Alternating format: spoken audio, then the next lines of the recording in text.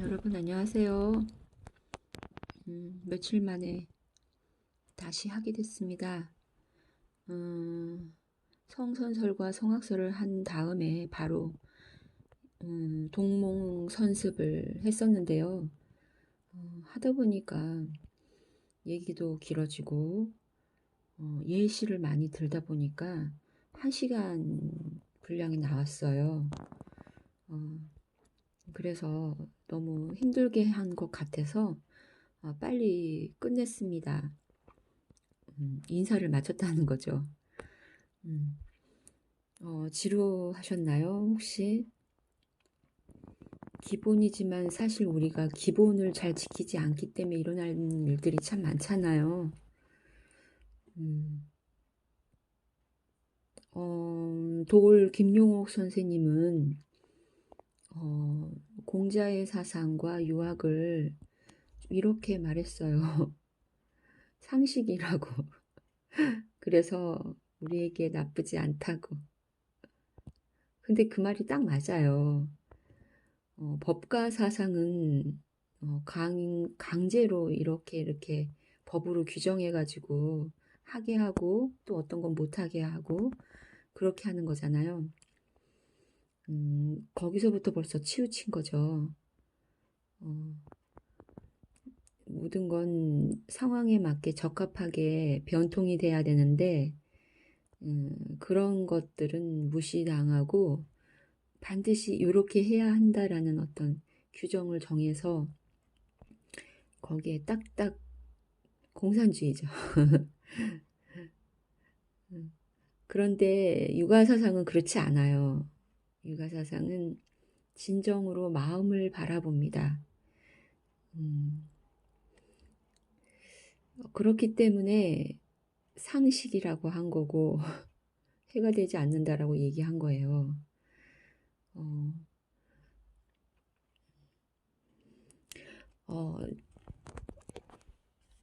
초학자들은 이게 좀 낯설 수가 있어요. 그리고 용어가 옛날 용어를 쓰면 당연히 못 알아듣죠. 어, 현대어로 재해석을 해야 돼요. 한 해가 다를수록 용어는 바뀌고 시대가 변하는데 한문학을 배우는 사람들은 옛날 그대로의 말을 그냥 익숙하게 배우고 익혀가지고 그냥 익숙하게 또 알아들어요. 그런데 그거를 직역해야 되니까 그대로 쓰는 거지 못 알아듣고 그렇지는 않고요. 의역을 따로 해서 대중 강자로 이끌어 가야 되는데 그게 좀 부족한 거예요. 왜냐면 언어력도 좀 딸리고요, 사실. 어, 자기 공부하느라고 거기에 빠져서 직역하는 그 연습은 많이 하는데 의역하는 연습은 소홀히 하는 건 맞아요. 그런 건 그러니까 대중 강좌를 해봐야 되는데 대중 강좌를 많이 못 해보기 때문에 그리고 한자 따라 읽으면서 계속 읽어나가는 거에 급급해서 어, 좀 거기엔 소홀했던 건 사실이에요. 사실 제가 간하다, 뭐뭐에 치우치다, 미루어 확충하다 그런 말들을 했거든요. 근데 여러분 그 말 알아들었나요? 음, 어, 언어는 느낌으로 알아듣는 거예요. 표정도 물론 봐야 되겠지만 언어는 우리가 소통하기에 만들어진 도구고 수단이거든요. 그래서 언어 자체를 믿지 말고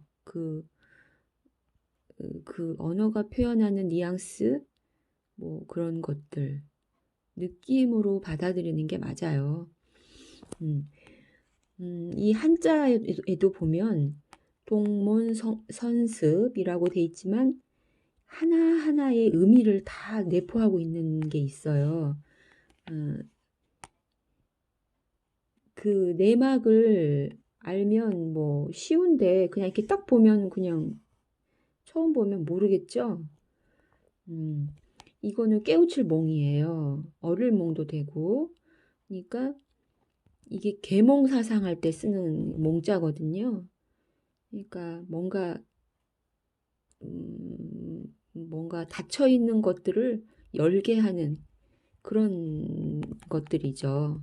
그리고 이거는 먼저선인데 어진 사람이란 뜻이거든요. 어진 사람이 이제 먼저 앞으로 나아가서 선생님처럼 사람들을 이끈다. 그래서 먼저 깨어난 자, 뭐 해서 성각자 그렇게 할 때 이거 쓰죠. 그리고 이거는 마을리자예요. 마을에 서 있는 설립자, 아이를 형상화해서 만든 한자인데, 그러니까 이렇게 해서 그냥 어린아이, 뭔가 알지 못하는 어린아이를 깨우쳐주는 데 필요한 먼저 익히는 학습이라고 생각하면 돼요. 사실 그 오륜, 저번 시간에 한 오륜, 볼까요? 이 익힐습을 얘기 안 했네요. 이 익힐습은 사연이 아주 있는 그런 한자입니다. 요거는 새 날개거든요. 깃털이에요. 새 날개, 깃털이 아니고 날개죽지예요. 날개죽지. 퍼득퍼득하는 날개죽지. 왼쪽 날개, 오른쪽 날개. 퍼덕퍼덕하는 거죠. 이걸 왜 이렇게 했냐면, 그 논어에서 조삭비라고 하는 한자가 나와요. 그거는 어떤 거냐면, 익힐 습을 설명한 공자의 표현이거든요. 한번 써볼게요.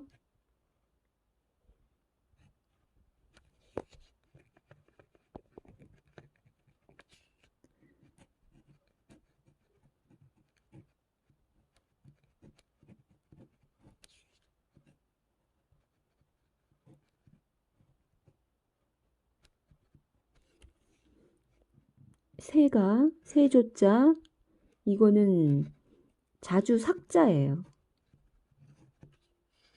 뭐 수학할 때 이제 이런 걸 쓰기도 하는데 이건 숫자가 아니고 여기서는 삭자로 이제 발음되는 겁니다. 자주삭. 이건 날비자예요. 새가 나는데 어떻게? 자주 나는 거예요. 날개짓을 반복하는 거죠.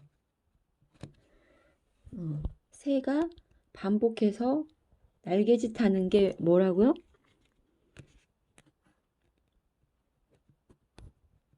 익힐 습자인 거죠. 화면을 통해서 쓰니까 잘 안 써져요. 새가 날개짓 하는 거죠. 반복적으로. 그게 바로 이 익힐 습이라는 거예요. 그만큼 친밀히 내 몸에 배어들게 익숙하게 하라란 뜻이에요. 친밀히 배어들게 자주 해야 되는, 익숙하게 해야 되는 거는 내가 좋아하는 일이면 그건 뭐 자동으로 되겠죠. 하지만 내가 이것을 익혔을 때 내 마음에서 느껴지는 어떤 충동질을 그게 그리 기분 나쁘지 않고 뭔가 내 마음을 기쁘게 한다. 내가 옳은 방향으로 가는데 도움이 되더라. 이렇게 했더니 사람들에게 더 친밀하게 다가갈 수 있더라. 뭐 그런 경험들을 하면 이걸 자주 하게 되죠. 공부도 그래요. 어제 나와 그리고 이 공부를 통해서 알게 된 지금의 나를 비교해 보는 거죠. 그래서 내가 이 문장을 읽으면서 깨우친 나만의 생각들이 내 몸속에 누적됐을 때 달라진 오늘의 나의 모습을 한번 거울로 바라보는 거예요. 내면의 거울. 우리는 남하고 소통하는 것도 중요하겠지만 우리 나 자신하고 먼저 대화를 나눠야 되거든요. 나하고 면대면으로 딱 서로 바라봤을 때 그때의 나와 대화했을 때 나의 마음, 그런 상태를 살펴보면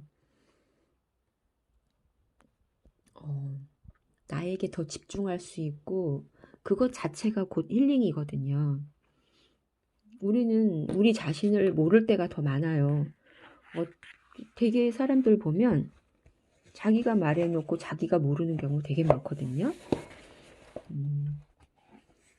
그리고 몰라서 그랬다고 또 말하기도 하고요. 그러니까 음,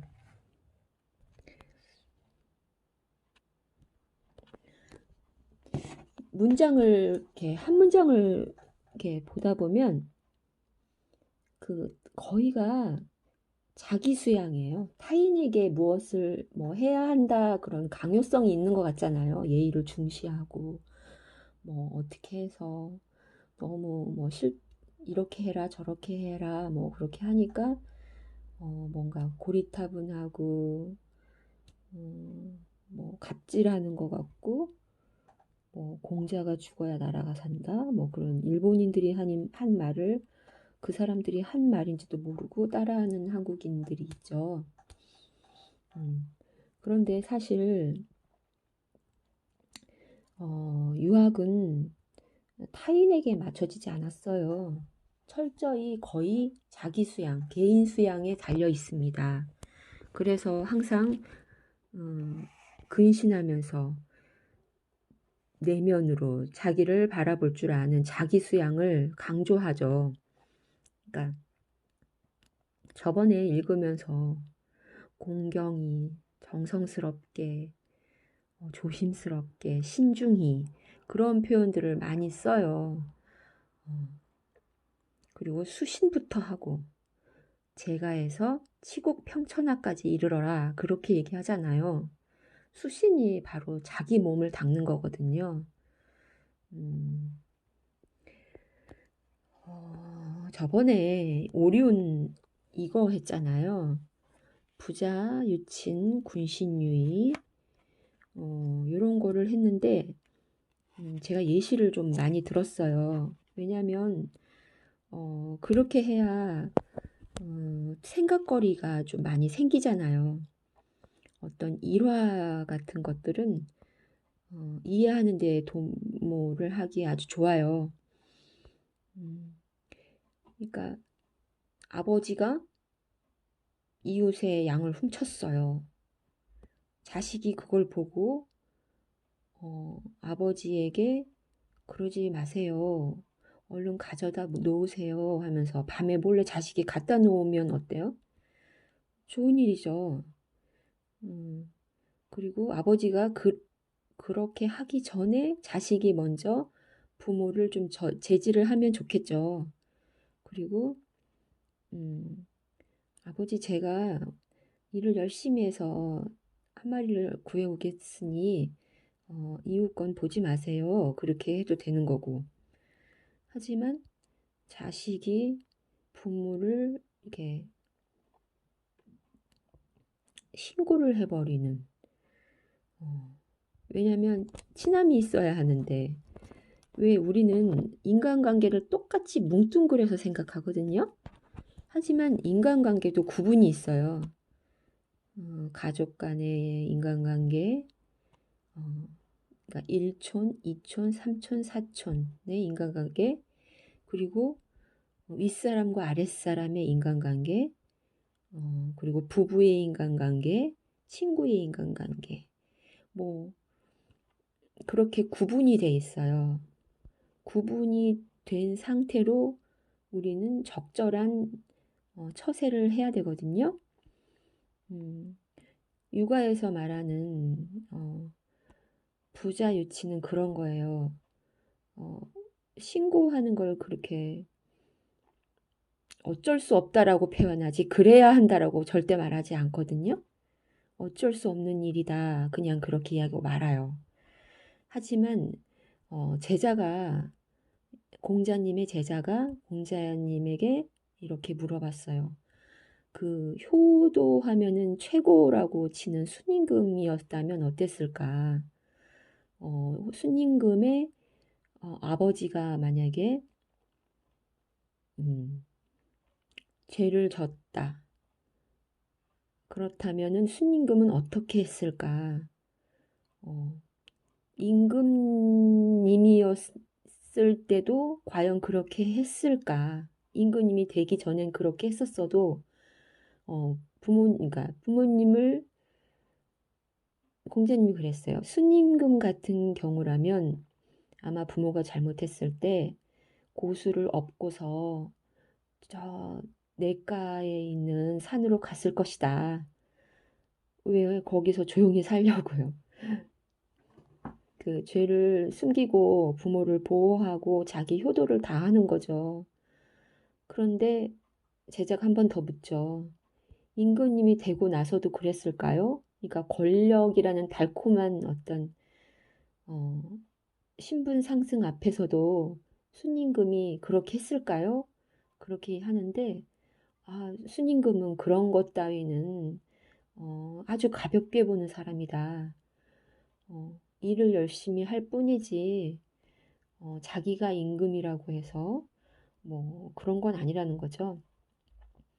그래도 순임금은 아버지를 업고 산에 가서 오히려 기뻐했을 거라는 거죠.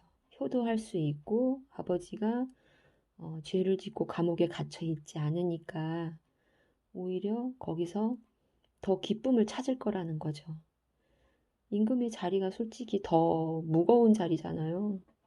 더 고생했으면 고생했지. 본인에게 집중할 수 있는 시간은 아니잖아요. 그런 관점에서 바라본 거죠. 부자유친을. 음, 좋은 점은 이게 더 할 수 있게 도와주지만 나쁜 점은 좀 감춰주고 숨겨주고 마을에 소문이 나지 않게 미리 단속하고 좀 그런 거죠. 그래서 서로 죄가 되고 험이 되지 않도록 음, 부모님이 기분이 좋을 때 그때 살살 부모님을 교화시켜서 교화라는 말은 괜찮죠? 이렇게 순화시키는 거예요. 이렇게 좋은 쪽으로 선으로 바뀌게 이렇게 인도하는 거죠. 미루어 확충한다라는 의미는 어떤 걸까요? 어떠한 일을 사건을 이렇게 바라보고서 어떠한 사건이 있어요. 이렇게 사건이 있고서 이거를 미루어 확충한다. 이렇게 한번 이 사건과 사고로 인해 이렇게도 생각해보고 이렇게도 생각해보고 이렇게도 생각해보고 이렇게 다양하게 생각해보는 거죠. 그래서 그렇게 하는 것이 옳은가? 옳지 않은가? 뭐 경우에 따라서는 또 어떨지 모르겠다. 뭐 여러 가지 생각들이 들겠죠. 미루어 확충해서 이거를 할지 안 할지 아니면 하되 뭐뭐는 어떻게 되면 어떻게 할 것이다. 뭐 이런 것들을 선택하는 거죠. 내 나름대로. 그런 의미인 거죠.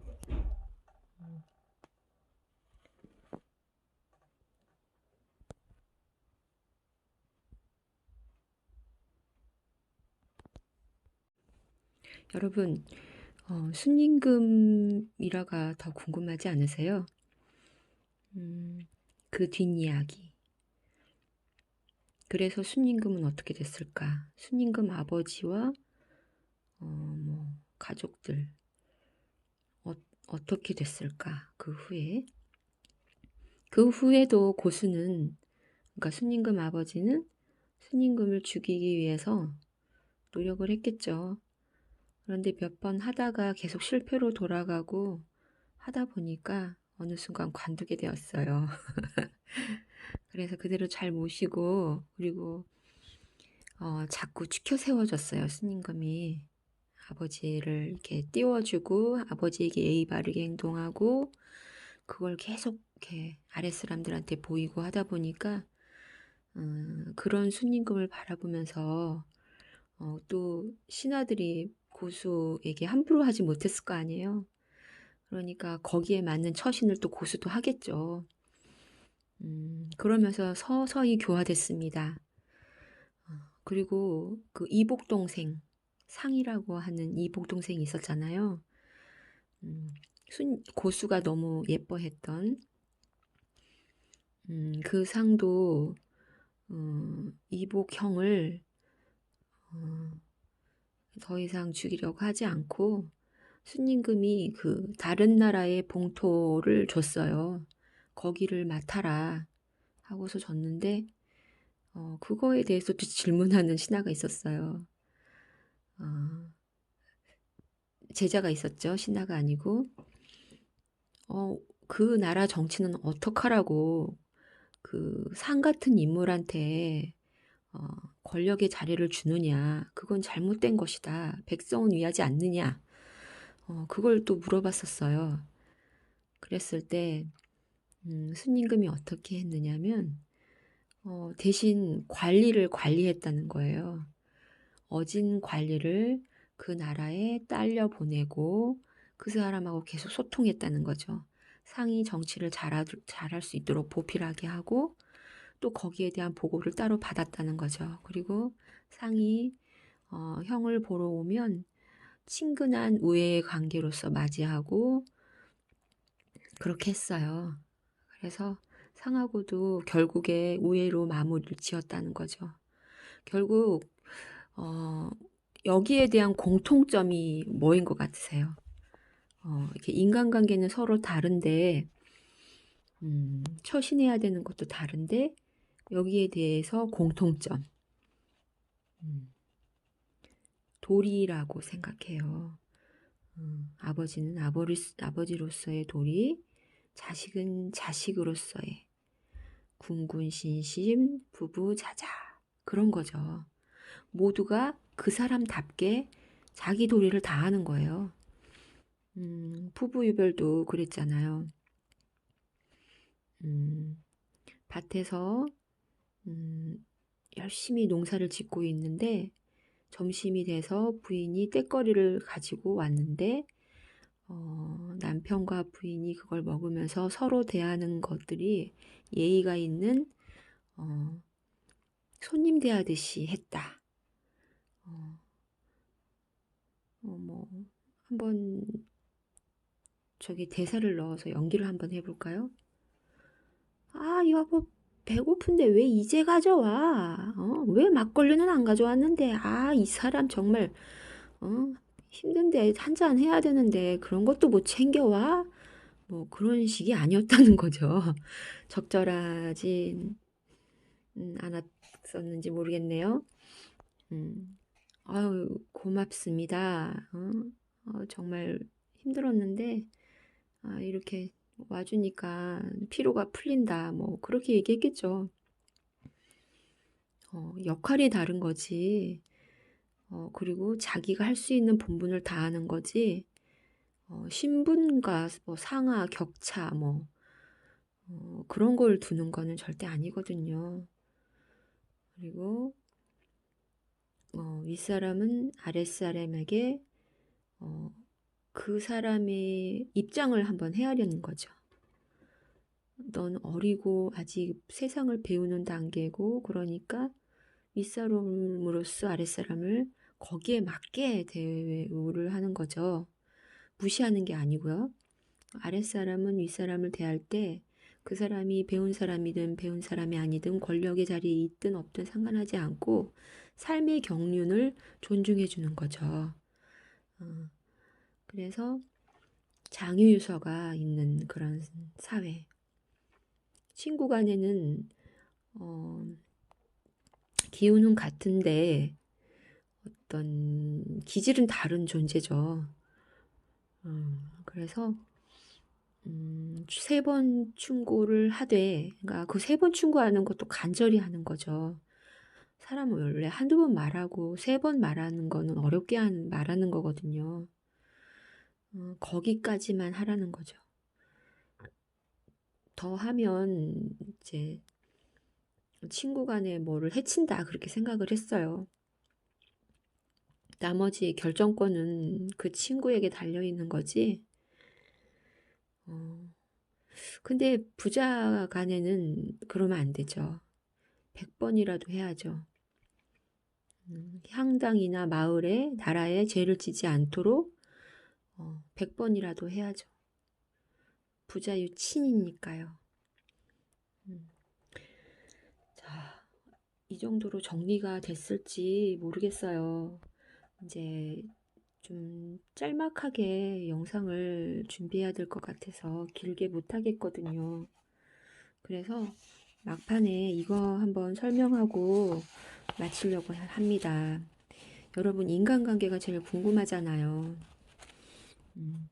한번 볼게요. 제가 잠깐 옛날에 메모해 뒀던 거거든요.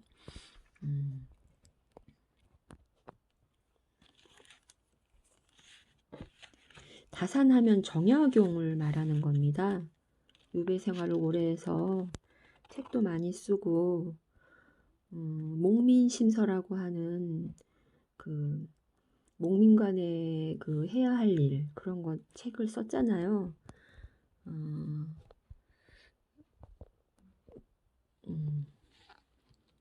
그 베트남의 그 사람 이름이 뭐더라? 그 사람이 다산 정약용 목민심서를 잠자리에 두고서 수시로 읽어봤다는 거예요. 갑자기 생각이 안 나네. 아무튼 그렇고요.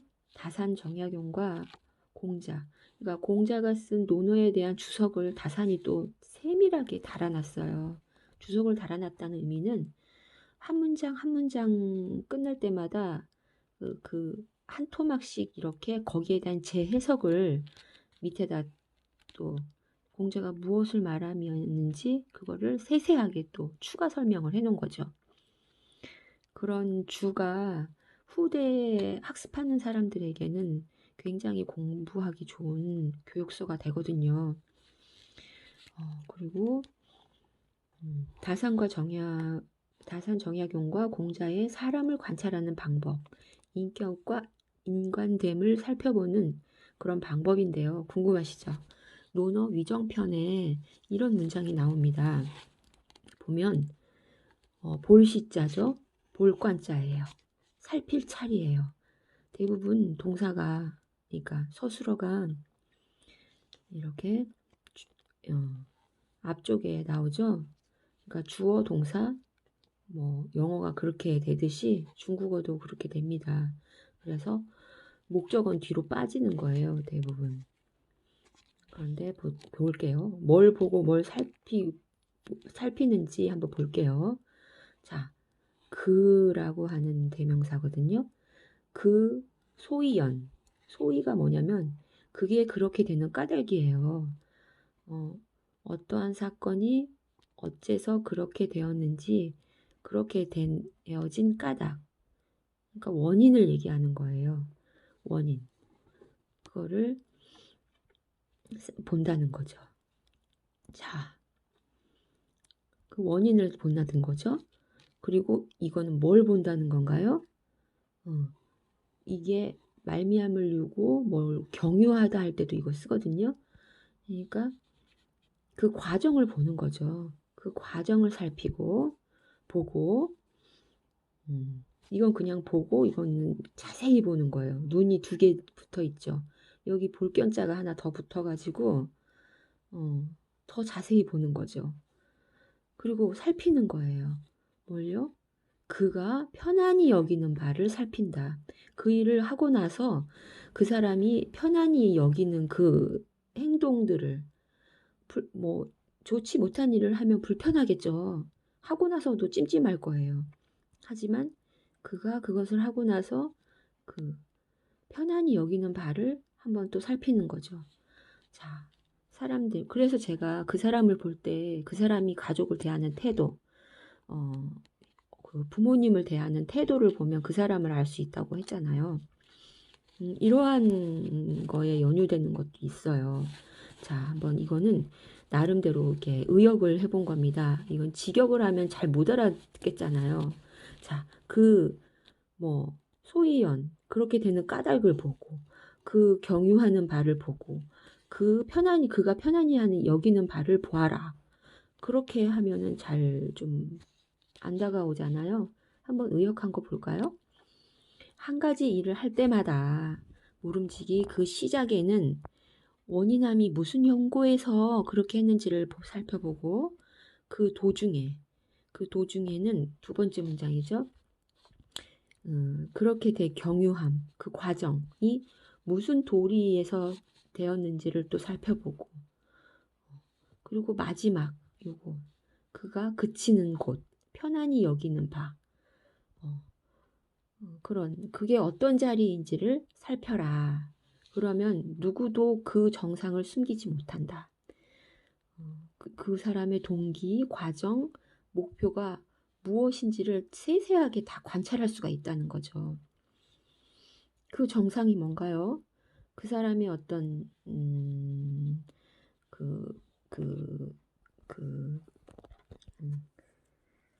이게 어떤 상황이죠. 그 사람이 그 마음에서 이게 마음 심자에 그 변자거든요. 앞변자. 그러니까 그 마음의 상태와 그 사람의 그 편안히 여기는 그 모습, 이것도 모습이에요. 그 사람은 그러면 그 누구도 그 사람의 모습을 숨기지 못한다. 이런 과정을 원인과 과정 그리고 그 사람이 하고 나서의 편안히 느낀 바 그치는 곳 그런 걸 살피면 그 사람의 그 인격과 인간됨을 볼 수가 있다는 거예요. 그래서 우리가 결과만 놓고 잘했네 못했네 역으로 이렇게 과정으로 가지 않고 그 사람이 이제 얘기를 들어봐야 되는 거예요. 왜 그걸 그렇게 할 수밖에 없었는지, 그래서 그걸 하기 위해서 어떤 방법을 택했는지, 그리고 하고 나서 그 사람이 또 어떤 태도를 보였는지, 결국 태도의 문제라는 거죠.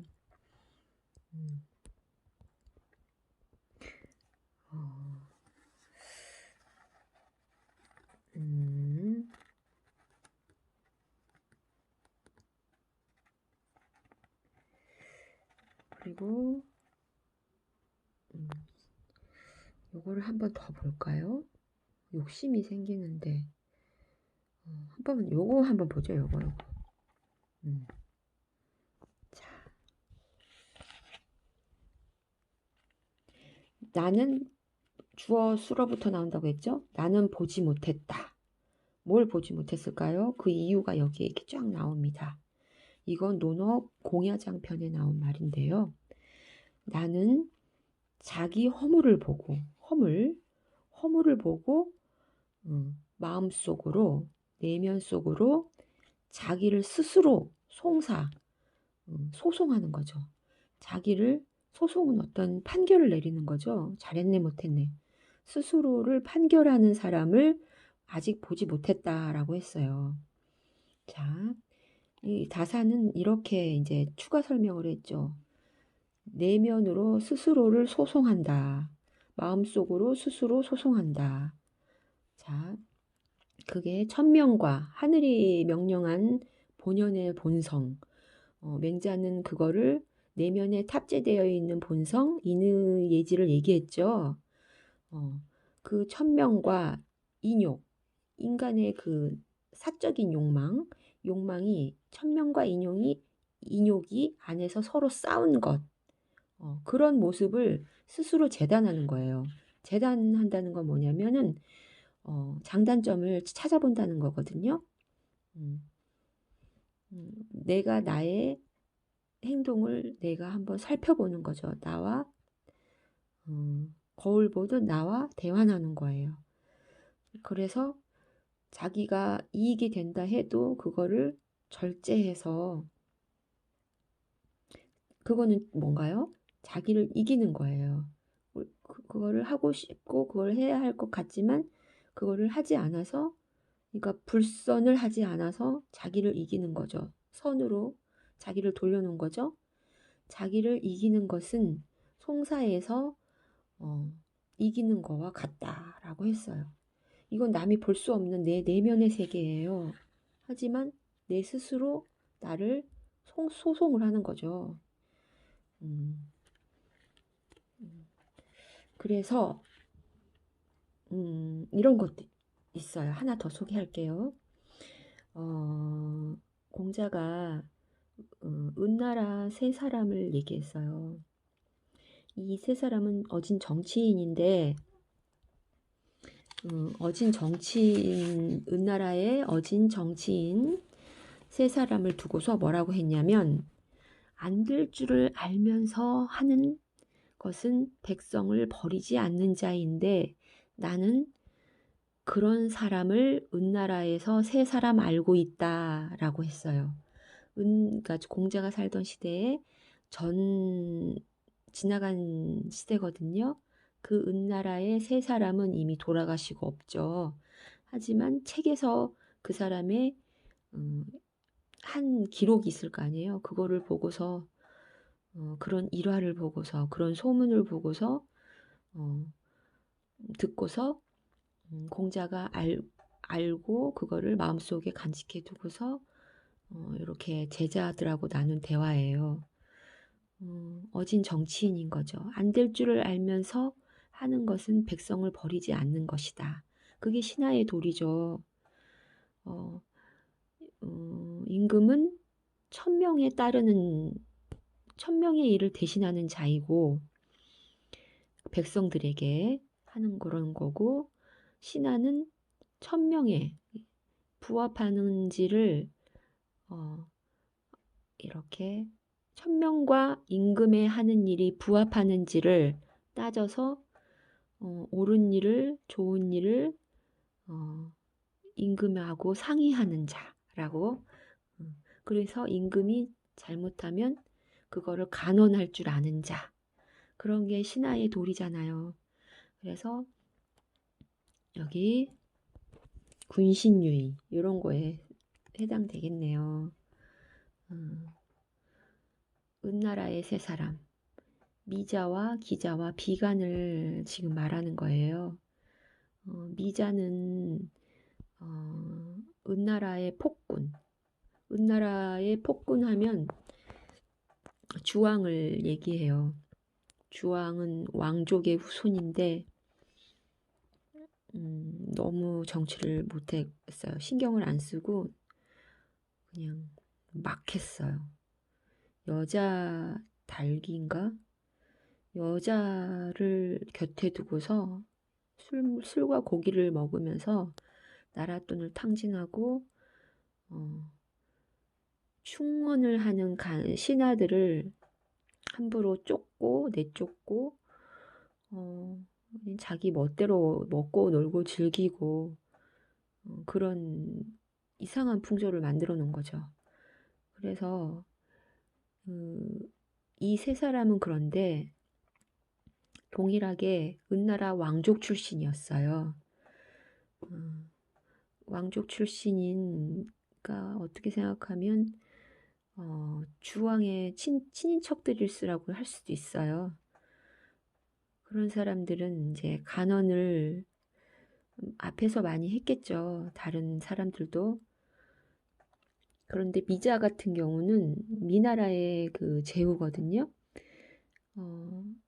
간언을 한번 하고서 안 되니까 이제 떠난 거죠. 어떻게 생각하면은 주왕이 내쫓은 거죠. 네 나라로 가버려라 하고 낙향을 시킨 겁니다. 그리고 기자는 왕의 스승이에요.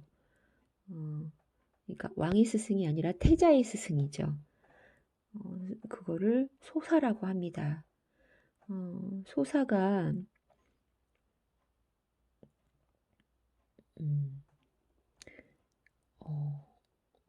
어떻게 됐냐면은 일부러 미친 척을 한 거죠. 그래서 간언을 해봐야 이제 죽음을 당하는 거를 많이 봤으니까 일부러 미친 척 하다가 종이 되었어요. 그 하인 있죠? 종이 되었던 사람이 바로 기자입니다. 그리고 비관 같은 경우는 좀 제일 안 된 케이스인데요. 간언을 하다가 심장을 적출당했어요. 어떻게 했냐면 그런 식으로 하면 안 됩니다 라고 했겠죠. 그랬더니 폭군 주왕이 성인의 심장, 그러니까 성인은 어떤 사람이냐면 정말 자기의 이익을 생각하지 않고 만인의 스승이 될 만한 훌륭한 사람을 성인이라고 하거든요. 그래서 주왕 폭군이 성인의 심장엔 구멍이 7개라는데 어디 한번 확인해 보자. 그러면서 실제로 갈라가지고 심장을 적출했다고 해요. 이 세 사람은 동일하게 어진 인물이다, 어진 정치인이다, 그렇게 얘기를 해요. 자, 어떤가요? 육아의 어떤 정신이 조금 느껴지세요? 보면, 자기하고 대화 나눌 줄 아는 사람은, 얼마든지 훈도되고, 교화될 수 있는 그런 사람이라는 걸 알 수 있어요. 하지만, 남을 보고 욱하거나, 남을 보고 행동을 꾸며대거나, 그런 사람들은, 어떤, 이제 남에 의해서 출렁이니까 또 남에 의해서 또 기뻐하겠죠?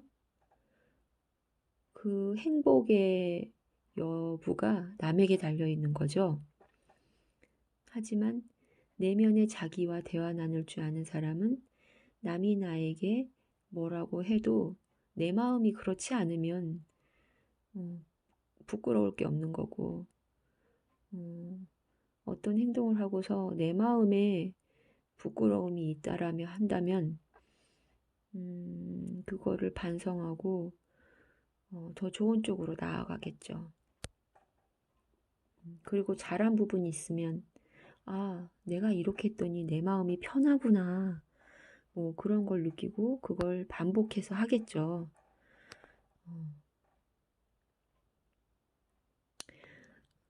이렇게 오늘 또 자기와 대화 나누는 시간 한번 가져보시기 바랍니다. 그게 바로 일기 쓰는 효과하고 비슷한 거예요. 하루를 마감하는 작업이죠. 그래서 어제의 나와 그리고 내일의 내가 다른 모습으로 살아가는 거죠. 오름이 쌓여가는 거예요. 그거를 유학에서는 호연지기라고 합니다. 그러면은 어깨가 펴진다고 했어요.